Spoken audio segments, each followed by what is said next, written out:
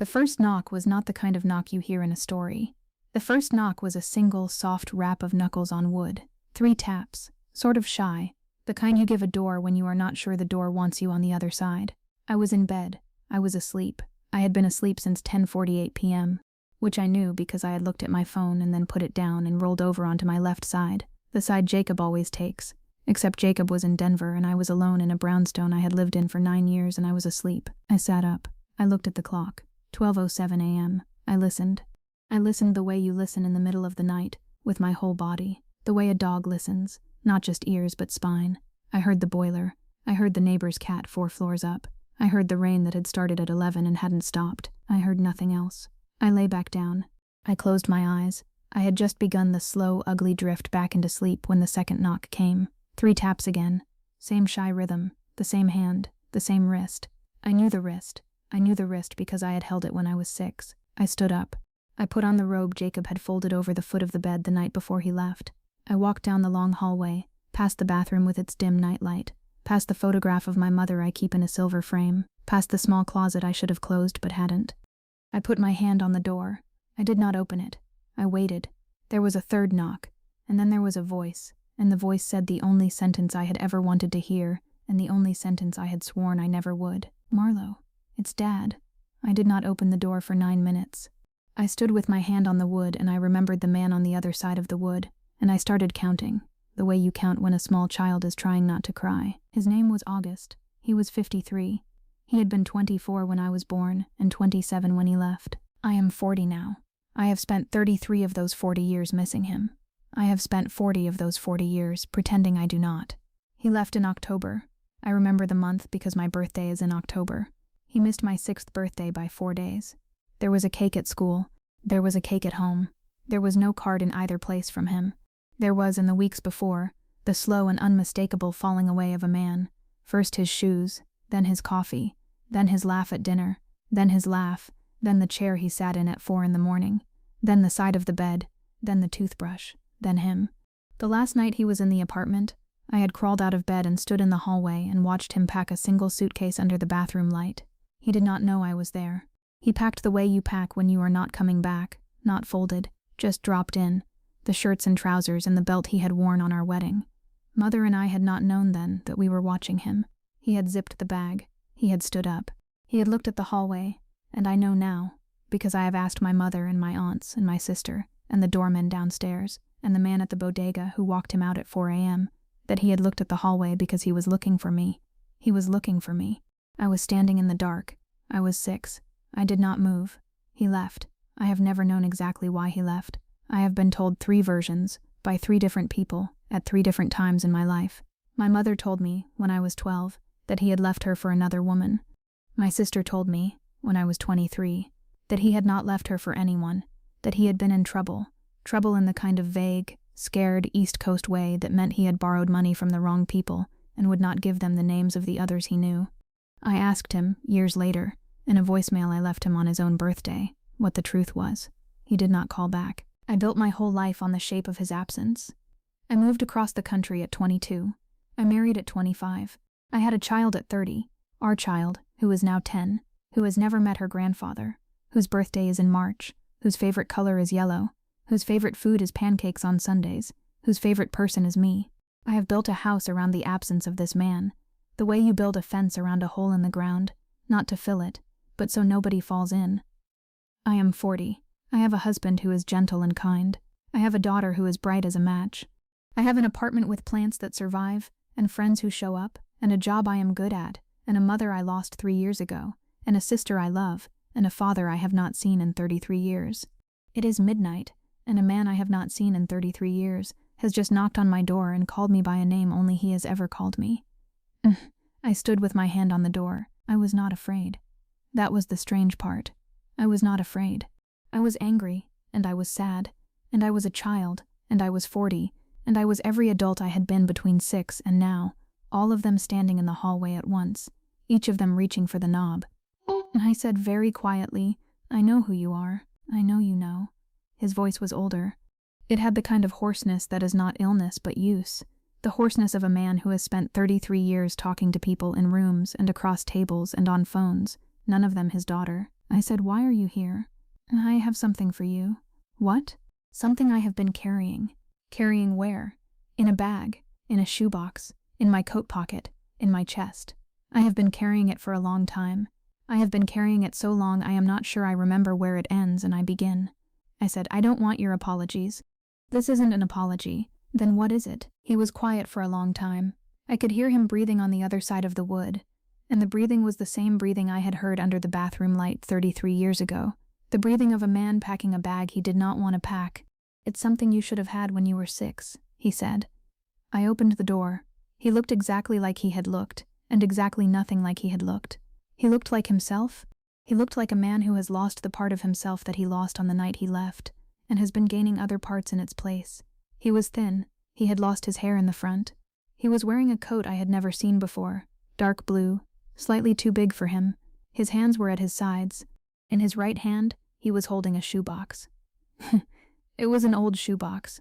It was the kind of box that has lived in the back of a closet, and at the bottom of a trunk, and on a shelf above the refrigerator in another apartment in another city, and at the foot of a hospital bed in a rented room 3 blocks from a school where he had once taught and was no longer teaching.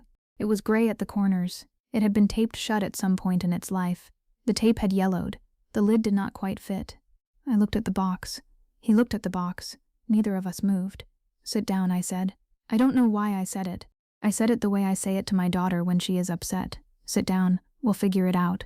And I realized, standing in the hallway with his shoebox in his hand and my robe tied at my waist, that I had said the words every mother on earth has said to every hurt person who has come to their door. We sat at the kitchen table. I made tea. He did not take off his coat. The shoebox was between us, on the table, where my mother's framed photograph used to sit before I moved it to the hallway for fear she would see him. He said, "Your mother died." "I know. I know you know. I wanted to say it, to your face, by way of confirming that I know. You knew she was dead. Your sister told me." "My sister told you?" In her email. She sent it to an address I had not used in 12 years. She said, "I know you can find my sister. Just tell her you are sorry." And you didn't. I tried twice. Once I got to your street. Once I got to your building. Both times I went home and put the box in the closet and sat in the dark and tried to remember how to breathe. What made tonight different? Tonight was your birthday. My birthday was in October. Your birthday is every day that I have been alive and you haven't. We sat in silence for a long time. Outside, the rain had stopped. The clock read 12:31 a.m. October was 8 months away. He had come on the wrong night, in the wrong month, for what he had decided was the right reason. He put his hand on the box. He did not slide it toward me. He just put his hand on it, the way a man puts his hand on a Bible, or a headstone, or the chest of a person he has failed. "This is yours," he said. "Take your time with it. I'll go." "Where will you go?" "Hotel somewhere. I'll leave an address with your doorman. When you are ready, I'll come back." "Why won't you stay now?" He looked at me. He looked at me the way Jacob has never looked at me, the way no man has ever looked at me, the way a man looks when he is about to say the thing he has been carrying longer than the box. "Because I have to give you the chance to lock the door on me again." I took him to the guest room. I gave him a blanket he didn't need. I gave him a glass of water he didn't drink. I went back to the kitchen. I sat at the table. I put my hand on the box where his hand had been. I opened it. The first thing I pulled out was a stack of envelopes. 26 of them, yellowed. Each one addressed in his handwriting, the same small, careful script I had seen on the back of every photograph in the apartment when I was a child. "To Marlowe, to my Marlowe, Marlowe girl, M." Each one dated on the outside, the way birthday cards are dated, for your 7th, for your 9th, for your 11th, and so on, every year, up to for your 32nd. I opened the first one. It said, "Marlowe, I am sorry I wasn't there today. I am sorry I wasn't there the day before and the day after. I bought you a cake. It is in the back of the closet in the box this card came in. I am sending this card to the post office box I had set up in your mother's name so I would not have to call. If you are reading this when you are 9, you are too young to forgive me. If you are reading this when you are 15, you are too angry to forgive me. If you are reading this when you are 25, you are too proud to forgive me. If you are reading this when you are 35, you are too kind not to. You will forgive me on your 40th. I will not be a part of your life by then, but I will be a part of your 40 years. I have been a part of every one, in this box, in the dark, the way your mother used to leave a candle in the window when I was working late and she didn't want me to forget the way home. I have left candles. These are the candles. He had written one for every year. I read them in order, in the dark, in the kitchen, at 12:54 a.m., with my hand flat on the table and my tea going cold. Some were funny. For your 13th, please don't let your mother give you earrings. She has terrible taste. It runs in the family. Some were wise. For your 18th, vote please, and if you tell me at 25 that you didn't, I will haunt you from wherever I am. Some were short. For your 22nd, I knew you would graduate. I knew the year. I knew the month. I have read about it in the alumni magazine. A woman at the post office has been sending me for 9 years. He had known where I was. He had not come. He had written. I pulled out the second thing in the box. It was a cassette tape, old. Cassettes were ancient by the time I was 12, ancient by the time I was 20, ancient by the time I was 40. This one was a half-inch of magnetic tape in a clear plastic case, with a white label in his handwriting.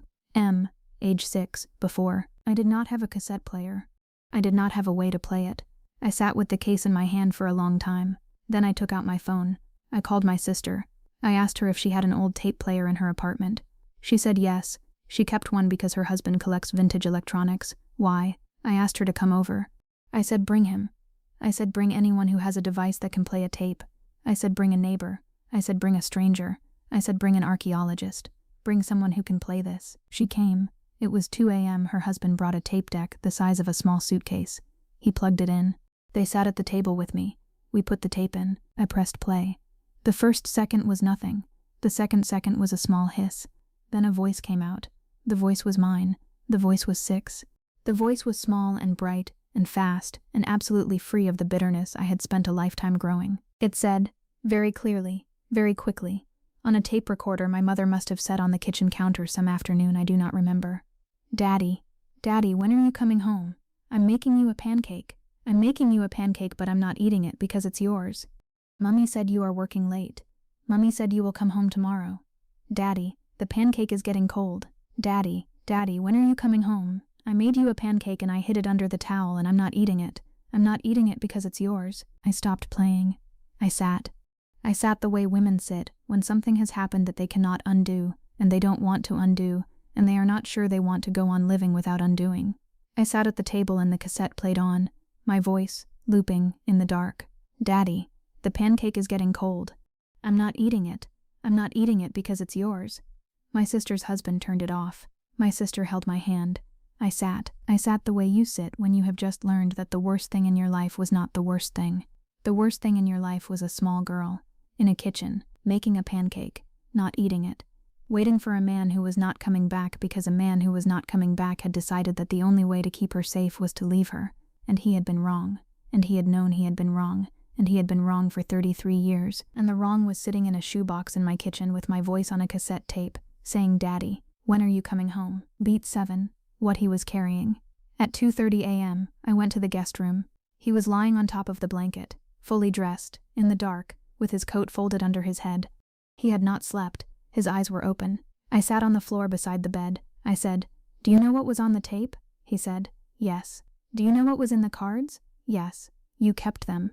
Every year. 33 years. 33 years. Why didn't you send them? Because sending them would have admitted I wasn't coming back. You weren't coming back? Not the way I should have. Not the kind of back you deserved. I said very quietly, I made you a pancake. He said, I know. How do you know? Because I have listened to that tape every night for 33 years. I did not move.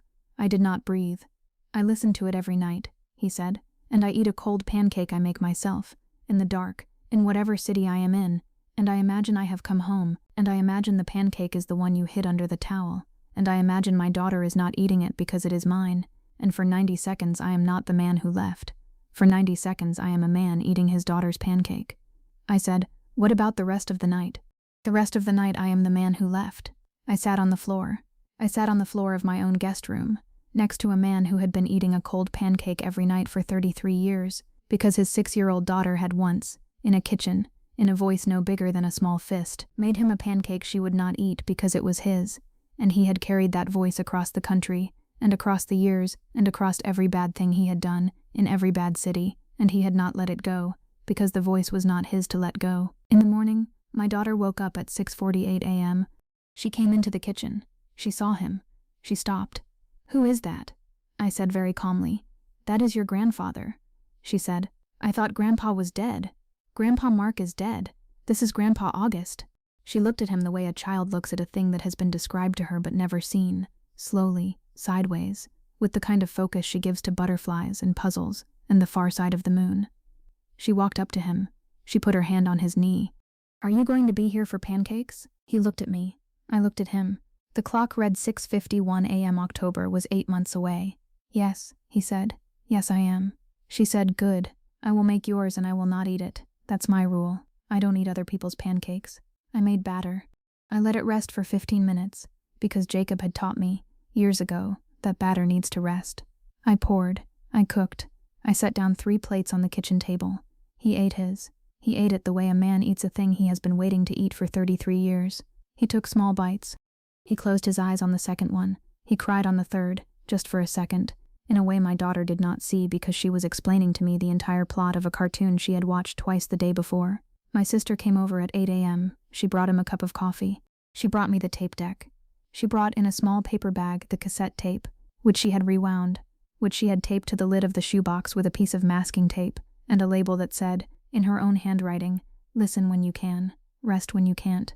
What I did next was not heroic. What I did was this.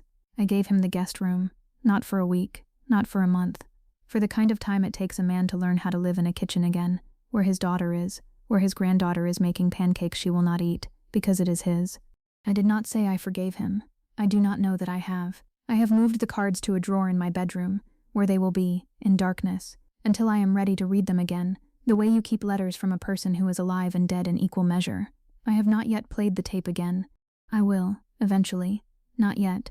I will play it when my daughter is old enough to hear the voice of her mother at 6, and not be small about it. I told Jacob by phone the night before he came home. Jacob said, gently, "What do you need?" I said, "I need you to not be him." He said, "I have never been him, and I never will be." I said, "Good." He said, "Do you want me to come home early?" I said, "No, come home when you were going to. He is not your emergency, he is mine." My father has been in my guest room for 8 months. He cooks breakfast most mornings. He does the dishes. He reads on the couch in the afternoons. He is quiet. He is not quiet the way a man is quiet when he is hiding something. He is quiet the way a man is quiet when he is learning, for 33 years too late, how to be in a room with the woman he helped make, and the granddaughter he is meeting, and the cat his daughter brought home last spring, because the cat liked her. He carries the shoebox with him. He has asked me twice if I want it back. I have told him twice to keep it. He keeps it on the dresser in the guest room, with the tape deck my sister's husband gave him, and every night, I imagine, he plays it. "Daddy, the pancake is getting cold. I'm not eating it. I'm not eating it because it's yours." He played it once, last week, while my daughter was at school. I came home for lunch. I heard it from the hallway. I did not stop him.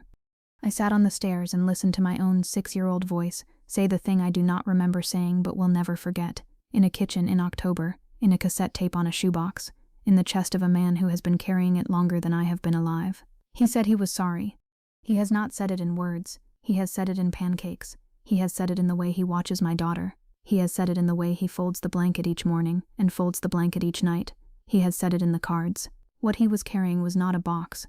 What he was carrying was his daughter's voice. He was carrying the only part of her he had ever been allowed to keep. He knocked at midnight. He was carrying 33 years of pancakes he had not been allowed to eat. What changed everything was not the box.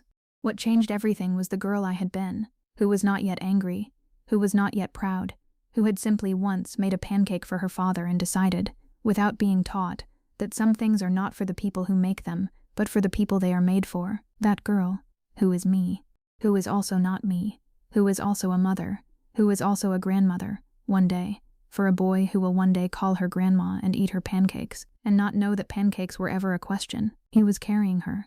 He was carrying the last time I had loved him without having to be convinced. He set her down on my kitchen table at 12:31 a.m., and I picked her up, and I have not put her back.